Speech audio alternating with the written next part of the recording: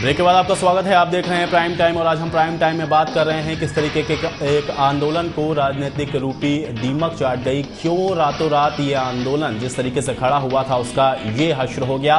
क्यों टीम अन्ना और अन्ना हजारे अलग अलग हो गए, इसी पे चर्चा कर रहे हैं। हमारे चारों मेहमान हमारे साथ बने हुए हैं।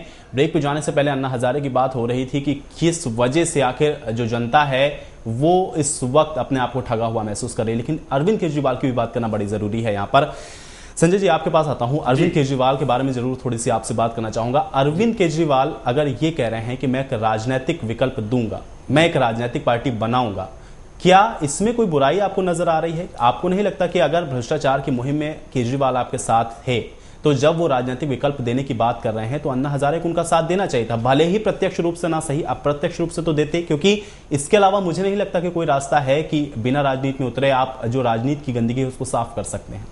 बिल्कुल, मैं आपकी बात से 100% सहमत हूं कि अगर अरविंद केजरीवाल राजनीतिक पार्टी बनाना चाहते हैं तो अन्ना जी को उनका सहयोग करना चाहिए था। अगर वो अपने ही आंदोलन को कामयाब करना चाहते हैं तब भी उनको अरविंद केजरीवाल का सहयोग करना चाहिए, क्योंकि जब तक अरविंद केजरीवाल जैसे लोग संसद के अंदर खड़े होकर के भ्रष्टाचार के खिलाफ या किसी भी गलत कार्य के खिलाफ आवाज नहीं उठाएंगे, आपकी आवाज नहीं सुनी जाएगी, कोई नहीं सुनेगा आपकी आवाज को।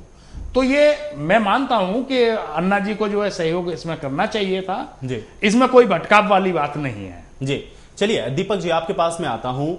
अरविंद केजरीवाल की अगर मैं बात करूं, अरविंद केजरीवाल जो भरोसा दिला रहे हैं वो ये कह रहे हैं कि अगर हम राजनीतिक पार्टी बनाते हैं, उसकी सफलता होती है या हमारी राजनीतिक पार्टी कोई अच्छा काम करके दिखाती है तो अन्ना हजारे उनके साथ आएंगे, ऐसा उनको विश्वास है। आपको लगता है दीपक जी कि क्या केजरीवाल जिस विश्वास के साथ कह रहे हैं अन्ना जी एक दिन फिर से केजरीवाल के साथ आएंगे, इस तरीके के कोई अंदेशे आपको नजर आते हैं?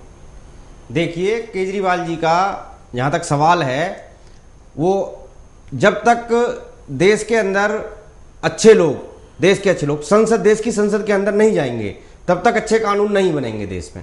ये तो मेरा मानना है। दूसरी तरफ यह है कि वो अच्छे काम करेंगे और अच्छी बात करेंगे, जरूर अन्ना जी उनके साथ आएंगे, क्योंकि देश की पूरी जनता भी उनके साथ आएगी। लेकिन मेरा मानना दूसरी तरफ एक और भी है कि क्या एक सिंगल एजेंडे के साथ कोई राजनीतिक पार्टी बनाई जा सकती है कि आप सिर्फ भ्रष्टाचार के मुद्दे पे एक राजनीतिक विकल्प देने की बात कर रहे हैं? उसमें और भी कई सारे मुद्दे शामिल होने चाहिए थे। जो अगर कोई विकल्प देने की बात की जाए तो वो पूरे तरीके से विकल्प दिया जाए, उसमें कई सारे मुद्दे शामिल किए जाए, जैसे कि गरीबी का है, अपना जो गरीबी है, महंगाई है, आरक्षण जो समाप्त करने की बात है, इस तरह के कई सारे मुद्दे जो जिसका एक ऑलरेडी एक वोट बैंक भी जिसके खिलाफ है कि तो उसको वो सारे मुद्दे उनको शामिल करने चाहिए उसमें।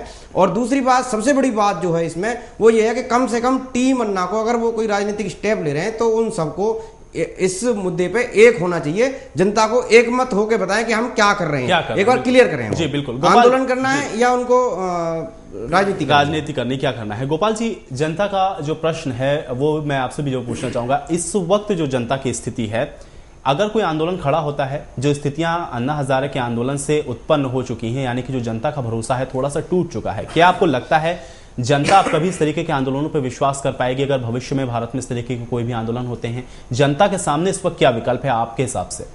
देखिए, प्रथम दृष्टांत में तो जनता ठग सी रह गई है। और रह गई बात राजनीतिक विकल्प का, देश में राजनीति तो एक ऐसी नीति है उसके बिना देश और दुनिया नहीं चलता। लेकिन आज के तारीख में जो राजनीति को राजनीतिक लोग जो अलग अलग पार्टी बना के, संगठन बना के जो देश चला रहे हैं, ये आज देश की सच्चाइयों से बहुत परे है। ये लोग सरकार और संगठन चलाते हैं, देश की मुद्दाएं नहीं। तो राजनीतिक तो अच्छी चीज है, लेकिन केजरीवाल कितने सफल राजनीतिक होंगे और इनकी टीम कितनी सफल राजनीतिक करेगी देश में, ये हम कह नहीं सकते। लेकिन देश में अब ऐसे लोगों को उभर के सामने आना चाहिए जो आज पार्टी, आज जो संगठन, जो सरकार चल रही है, ये राजनीतिक विकल्प नहीं है देश का। क्योंकि देश की जनता कई तरह से हताश हो चुकी है, महंगाई से, गरीबी से, प्रांतवाद के नाम पर, भाषा के नाम पर, अगड़ी पिछड़ियों के नाम पर, आरक्षण के नाम पर, कई ऐसे मुद्दा है जो देश में अब ऐसी समस्या है कि अब वो क्रांति वाली बात मैं कहना चाहूंगा, हमारा क्रांति शब्द रक्त क्रांति से जुड़ा हुआ नहीं है।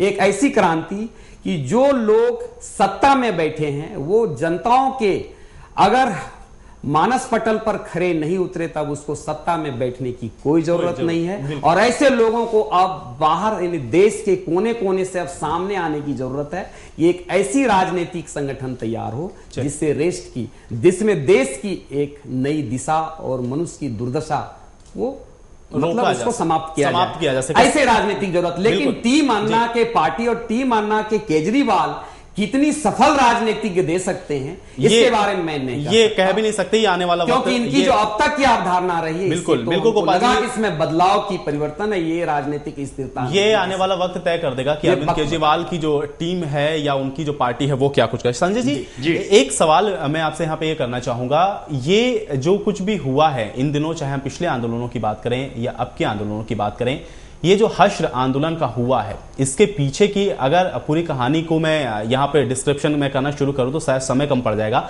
लेकिन ये जो आंदोलन का जिस तरीके से जो हश्र हुआ है, अगर मैं आपसे ये पूछूं कि इसके पीछे के क्या कुछ कारण रहे हैं, ये जो दीमक थी राजनीति की जिसने इस आंदोलन को चाट लिया है, आपको लगता है कि कभी इस तरीके का दूसरा आंदोलन अब भारत के इतिहास में खड़ा हो पाएगा? क्योंकि ये जो हश्र हुआ है मुझे लगता है जनता शायद अब भरोसा नहीं कर पाएगी। देखिए, आप सही कह रहे हैं, भ्रष्टाचार के खिलाफ एक आंदोलन शुरू हुआ, परंतु भ्रष्टाचार किस तरह का?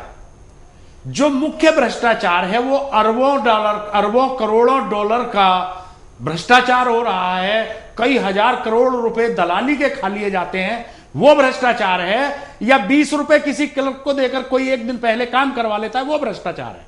भ्रष्टाचार का भी क्लासिफिकेशन, भ्रष्टाचार का क्लैरिफिकेशन टीम अन्ना अंत तक नहीं कर पाई। जो भ्रष्टाचार वास्तविक भ्रष्टाचार है जिसमें अरबों करोड़ की दलाली जाती है, उस भ्रष्टाचार के खिलाफ इनको क्या करना है, इनके पास कोई सॉल्यूशन नहीं था। जिसके लिए कैसे करोड़ों अरबों करोड़ की दलाली, जैसे मान लीजिए हवाई जहाज बनने हैं या कोई तोप बननी है, यहां तक कि नौबत यह आ गई है कि कोई बढ़िया क्वालिटी की सुई तक भारत में नहीं बनती। क्यों नहीं बनती? इसलिए नहीं बनती क्योंकि योग्य आदमी को सेलेक्ट ही नहीं किया जाता। सेलेक्ट किया जाता है 20% वाले को, नहीं डॉक्टर बनाया जाता है 12% वाले को, 0 नंबर लाने वाले। लेकिन संजय जी, क्या आप ये मान रहे हैं कि जो टीम अन्ना थी उसके पास जो उसका होमवर्क था वो सही तरीके से उसने नहीं किया, इस वजह से? बिल्कुल मैं ये मान रहा हूं कि उनका होमवर्क इसमें सही नहीं था और उन्होंने राजनीतिक पार्टी बनाने में बहुत जल्दबाजी की। उन्होंने लोगों का देखा नहीं, उन्होंने लोगों को कि लोग क्या चाहते हैं, इसको क्या दिशा आंदोलन को दी जाए, ये वो तय नहीं कर पाए। चलिए दीपक जी, आपसे मेरा सवाल यह है, क्या आंदोलन करने से, क्या सड़कों पर उतरने से जो जनता की जो समस्याएं हैं उसको आप खत्म देख पा रहे हैं? कि अन्ना हजारे ने जो आंदोलन का रास्ता चुना था उससे ही देश की सारी समस्याएं हल हो जाती बिना राजनीतिक विकल्प दिए? नहीं, देखिए, इसमें आज की डेट में जो जिस तरह की सरकारें चल रही हैं, जो गवर्नमेंट जो है देश के अंदर, वहां पे गांधीवादी आंदोलन मेरे हिसाब से कामयाब कम ही हो पाएगा जी। चाहे तो राजनीतिक विकल्प की बात करो, चाहे गांधी की जगह सुभाष की जरूरत है, और सुभाष किस तरह का सुभाष चाहिए आज देश के अंदर, वो उस बारे में गंभीरता से विचार करने की जरूरत है जी। चलिए गोपाल जी, क्या आंदोलन ही एक विकल्प है आपके हिसाब से, या कोई और भी विकल्प हो सकते थे, या अन्ना हजारे का जो होमवर्क था आपके हिसाब से सही नहीं था? क्या वजह आप देख पा रहे हैं इसके पीछे? देखिए, आंदोलन तो एक पृष्ठभूमि रही है विश्व की, देश की, कि एक आंदोलन होती है तब जबकि जनताओं के मानस पटल पर जो राजतंत्र या प्रजातंत्र के जो भी सत्ते में बने रहते हैं सरकार, जब जनताओं की अपेक्षा पर खरे नहीं उतरते हैं तो वो कर्रा उठती है, और जब कर्रा उठती है तो उसके विरुद्ध एक आंदोलन खड़ी होती है। अगर देश में ऐसी विडंबना ना हो तो आंदोलन तो अच्छी चीज नहीं है, लेकिन जब ऐसी विडंबना देश में आज चल रही है कि जो हमसे चुन के सरकार गई है और वो राष्ट्र को चलाने पर विफल है, जनताओं की अपेक्षाओं में वो खरे नहीं उतर पाई है, तो वहां एक आंदोलन की भावना सामने आती है जी। हमें ऐसी आंदोलन की जरूरत नहीं है जो हमारी राष्ट्र की छवि जाए, लेकिन मुझे ऐसी आंदोलन की आवश्यकता पड़ी है जो देश को सही दिशा और दिशा दे, सही दिशा। गोपाल जी, हाँ, ऐसी आंदोलन, गोपाल जी आपको रोक रहा हूं यहाँ पे, माफी चाहूंगा आपसे। देश को सही दशा और दिशा देने वाले ही आंदोलन की एक जरूरत थी, और वो शायद थोड़ी सी उम्मीद अन्ना के आंदोलन से लोगों के अंदर जगी भी थी, लेकिन अन्ना के आंदोलन का जो हश्र हुआ है उसके बाद जनता के लिए भी अब इतना आसान नहीं होगा किसी अन्य आंदोलन पे भरोसा कर पाना। अपने तीनों सहयोगियों का मैं धन्यवाद देना चाहूंगा कि हमारे साथ इस प्राइम टाइम डिबेट में सम्मिलित हुए। आप सभी का बहुत बहुत धन्यवाद। तो आज के प्राइम टाइम में इतना ही, कल होंगे फिर हाजिर एक नए मुद्दे के साथ, तब तक के लिए इजाजत, जय हिंद।